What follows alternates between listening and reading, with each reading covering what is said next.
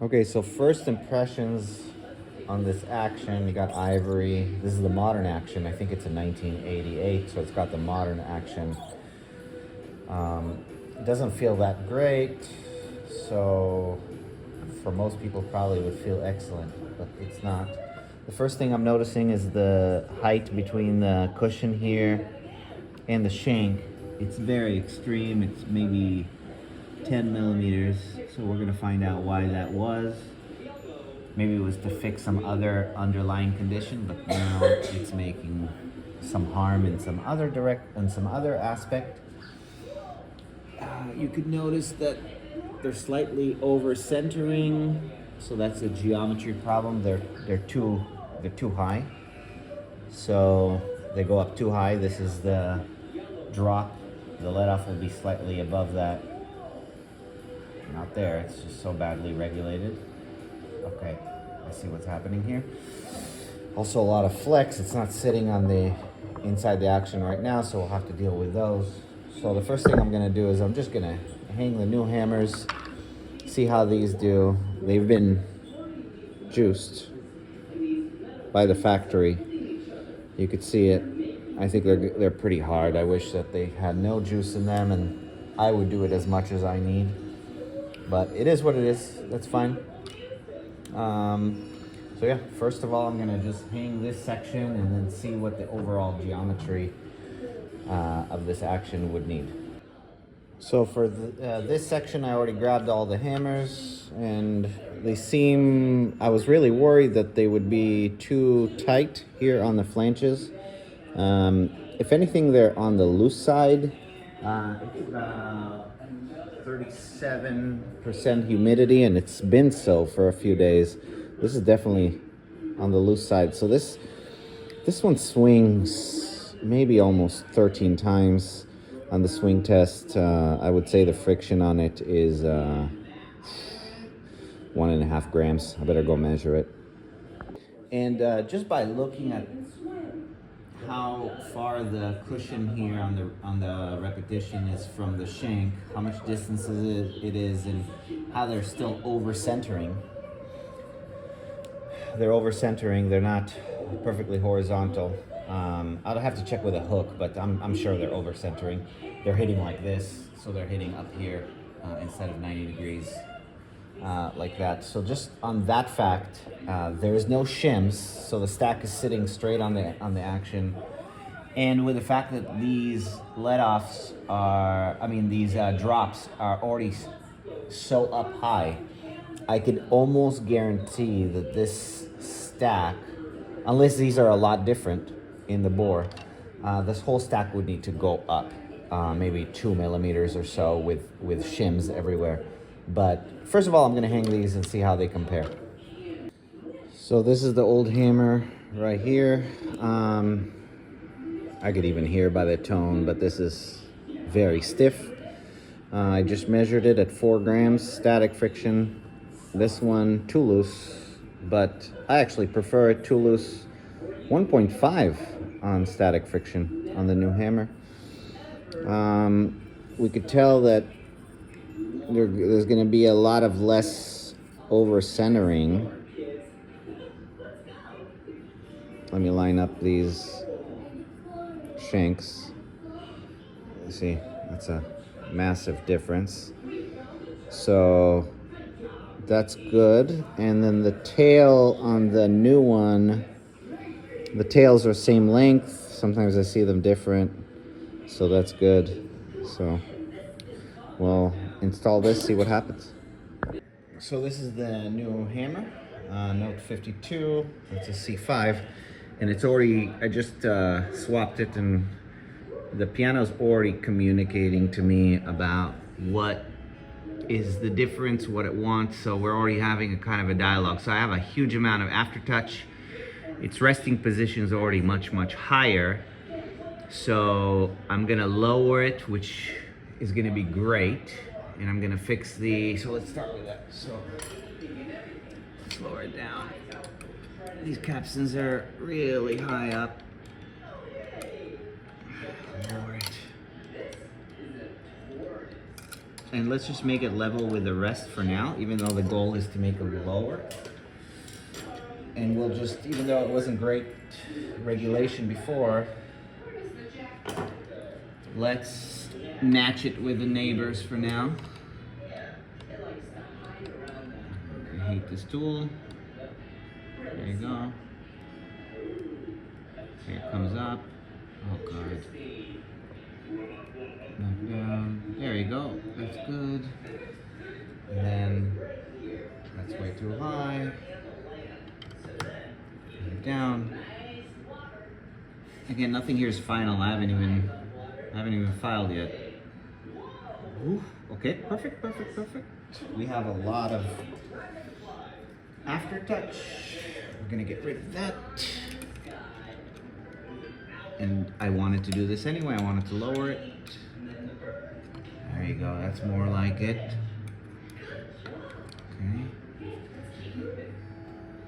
We're hitting the back check that I expected. Let's get those out of the way for now. They don't even matter. Okay. Okay, this is fine. Still a lot of aftertouch. Especially for my taste, I almost like none. That's okay. Still a lot. I might even cut those cushions, are huge, at least 15 millimeters. I might take a razor blade and get rid of 3 millimeters out of them. But for now, just almost make this shank rest on them. Almost rest. There you go. Well, that's a huge difference. And where are we going with that? That's good.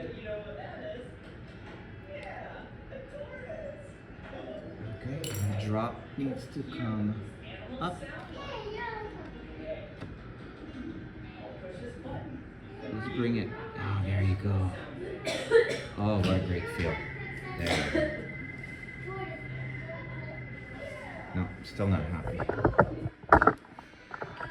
Watch the finger.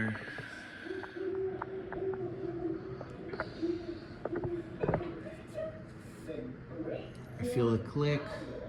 This is just poison. This is poison. This is nicer.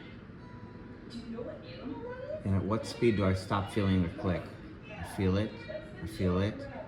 Nothing. Nothing. Nothing. No click. No click. No click. No click. This is good. We play like it. This is PPP. And there's absolutely no click. Okay. Now we're having an action. Oh, this is nice. Okay, and then another thing to note here. Just rough estimate if we're going to be over centering or not.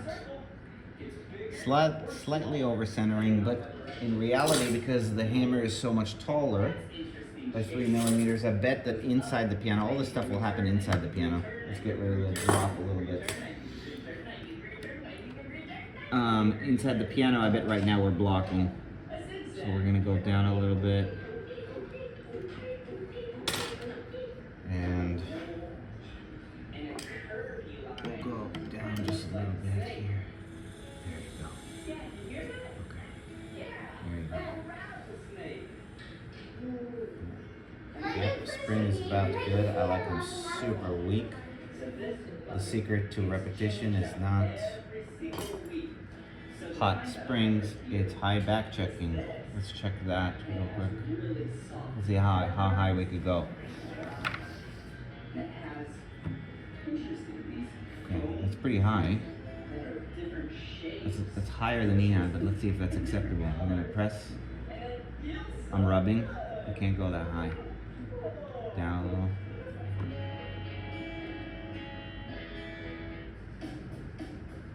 Rubbing. I'm applying quite a bit of pressure. It didn't move. There you go. You feel? No rubbing. And I'm pressing hard. I'm pressing hard. I'm really flexing it. Okay, good. And it comes down really easily. And yep, that's good.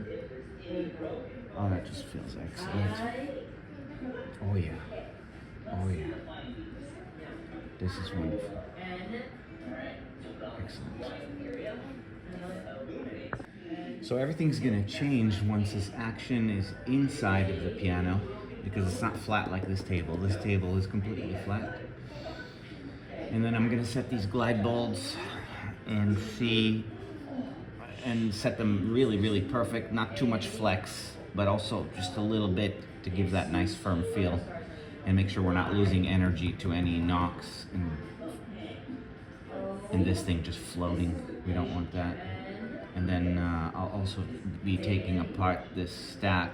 I'm gonna take it out. I'm gonna check all the frictions here just to make sure we don't have any disease, because the end goal is to make this absolutely mind-reading action, and we're almost there anyway. Yeah, this is much different than what it was.